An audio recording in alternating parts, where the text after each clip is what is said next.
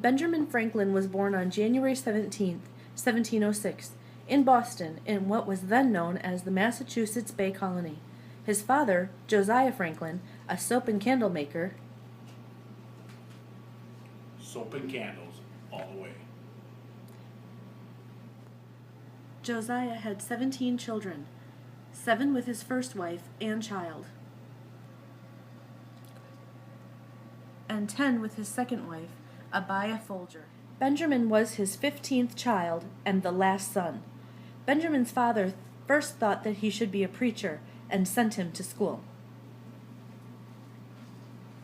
Benjamin, I want you to go to school and become a preacher. Okay, Daddy. Go now. But school was expensive and would take many years, so his father took him out of school after only 2 years. I don't have enough Benjamins to pay for your schooling. So what are you saying? Out. Okay. He put 10-year-old Benjamin to work at the family business, making soap and candles. I don't like this. I want to go back to school.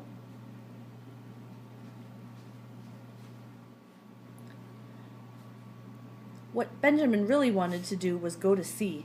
He was an excellent swimmer, loved the ocean, and dreamed of working on a ship.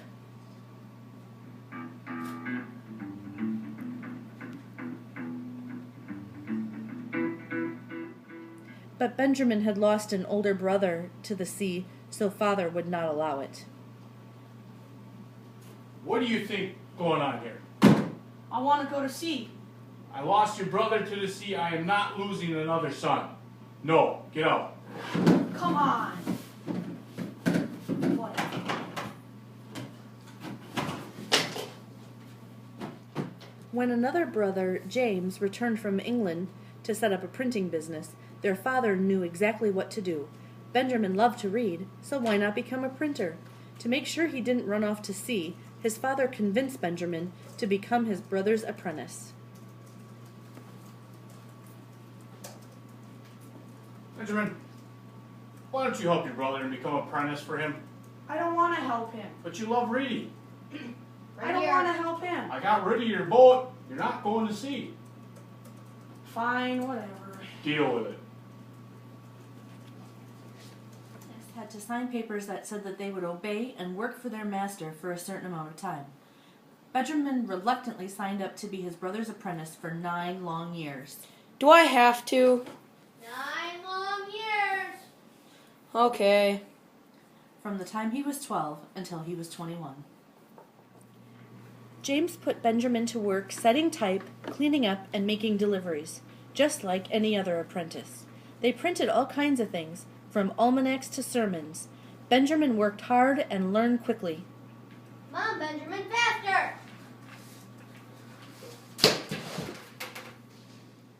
In 1721, James decided to start a newspaper. At that time, there were already 2 newspapers in Boston, but this newspaper, the New England Courant, was different.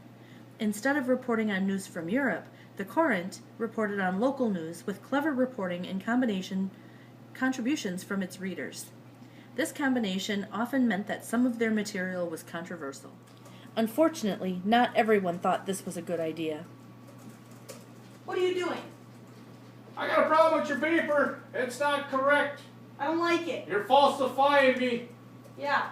Too much controversial acts. After a couple of especially controversial stories in 1723, the Massachusetts legislature decided that the Courant had mocked religion and the government and should be punished. They put James in jail and passed an order that James Franklin shall no longer print the paper. Hey, stand up, please. Now, obstruction of justice. You have the right to remain silent.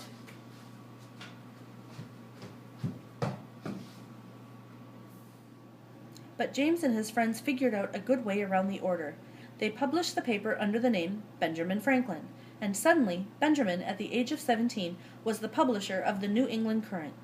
To make sure it looked legitimate, James officially ended Benjamin's apprenticeship, but he replaced it with a new secret apprenticeship agreement. While Benjamin liked being the publisher, I love this job. He liked the idea of freedom even better. But I don't want to be a jailbird. Not freedom for the states, yet, but freedom for himself. Officially, Benjamin no longer had to obey and work for James, his master. Benjamin guessed that James would not want to reveal the secret apprenticeship agreement, so he took advantage of the situation. Benjamin ran away to try to make it his own. And Benjamin did make it his own. Eventually, he opened his own printing shop in Philadelphia. Welcome. Congratulations, Benjamin, on opening your own printing shop. Thank you, sir. Congrats, dude. Thanks, man. Benjamin's shop printed all kinds of things, including Pennsylvania's currency, his own newspaper, the Pennsylvania Gazette, and his Poor Richard's Almanac. For the rest of his life, regardless of all of his other accomplishments, Benjamin always considered himself a printer. Benjamin Franklin died on April 17, 1790 in Philadelphia, Pennsylvania, at the home of his daughter, Sarah Bach. He was 84, suffered from gout, and had complained of ailments for some time, completing his final codicil to his will a little more than a year and a half prior to his death.